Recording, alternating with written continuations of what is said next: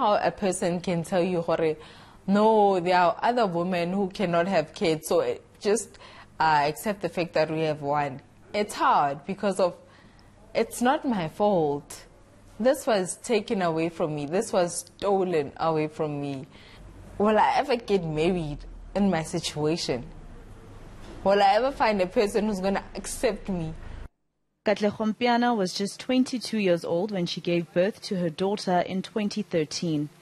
She was rushed to the Mamelodi hospital after experiencing pain, and that's where she says her uterus was ripped out of her. She says this happened without her consent. The Gauteng Health Department has confirmed that she was at the hospital for some time in July 2013 after giving birth there. The hospital insists she signed a consent form before her womb was removed, but that's not how Mpiana recalls the events. The next thing I remember, they had this pad next to me. They held it they're next to me, and then they gave me a pen to write out my name. I was like, I can't write because I'm weak. I just lost a lot of blood. I can't write, I'm weak. So they made me write my name. And then if you were to see on the form, I wrote it just going up there because I couldn't write properly. They made me write it. And then from there, they took me to ICU. She is not the only woman who claims to have experienced this problem. Bongegile Msibi says she had the same experience 13 years ago. Her case allegedly took place here at the Chris Hani Baragwanath Hospital in Soweto. She only found out in 2016 that she no longer had a womb when she was trying to conceive again. She's been trying to fight the case since then. Msibi says her pleas for help from different institutions have gone unanswered. I am not going to accept the fact that I don't have a uterus. I want answers. I want to know. I want whoever that is responsible for that to be held accountable. I want them jailed because they took away so much from me. It can never be replaced. No amount of money will ever replace what they've taken away from me. Many health unions and civil society organizations have marched on hospitals and health departments through the years, demanding better conditions. They all agree that while the country's health system has slightly improved, some issues have never been resolved, while others are persisting or getting worse. President Cyril Ramaphosa is expected to address issues of medical legal claims and staff shortages in the health section of his State of the Nation address.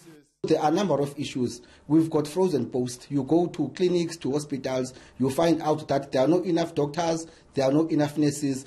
In some provinces, you will be told that the only person who's got powers for advert of new post is the Superintendent General or the HOD. What we are calling for is to say we want these posts to be unfrozen so that we can hire new nurses and new doctors. But we need to have clear time frames to say from this date to this date, this is what is going to happen so that we don't entertain wish lists. The President is also expected to touch extensively on Minister Aaron Motsoaledi's National Health Insurance Plan, with some saying NHI still needs to be thoroughly scrutinized before it can be implemented. NHI remains a bit of a mystery. It's been discussed for 10 years. We've had various iterations of various documents. Each document becomes less and less specific and more political. Our big concern is that while there is discussion of financing, and health financing is a huge problem, there is inequitable financing, that's not even a matter of debate, there isn't a discussion of quality. Some have also questioned how the government can be expected to look after the country's health when it can't even make sure buildings housing its employees are compliant with standard health requirements. The Gauteng Health Department is a case in point.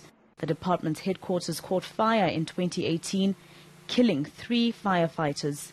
Our overarching point, really, about our government and the state is that they are not investing on health. And remember that any country that doesn't value or invest on health, it deserves no future because its society will die.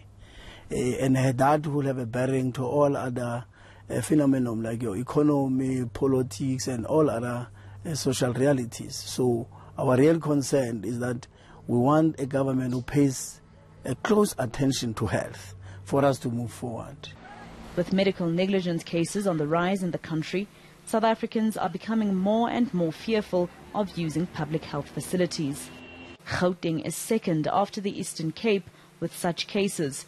The two provinces have spent billions of rands in paying out claimants.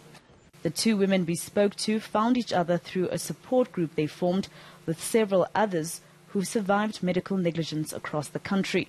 I was crushed because I want to be a mother again. You know, I want to have swollen feet like other women. I don't even know how much a pregnancy test costs because I don't use it. I don't need to use it.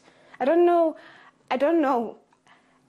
You can't explain the feeling, and it'll never go away. They say they will never trust the public health system again.